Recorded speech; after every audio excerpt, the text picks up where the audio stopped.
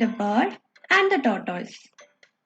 A tortoise was resting under a tree on which a bird had built its nest. The tortoise spoke to the bird mockingly. What a shabby home you have! It is made of broken twigs. It has no roof and it looks crude. What's worse is that you had to build it yourself. I think my house, which is my shell, is much better than your pathetic nest.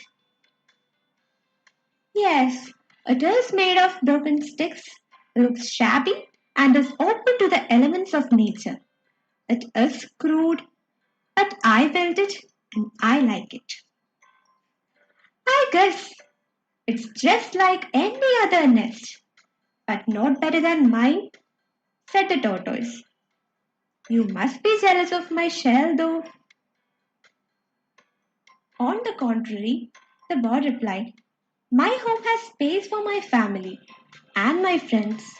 Your shell cannot accommodate anyone other than you. Maybe you have a better house, but I have a better home, replied the bird happily.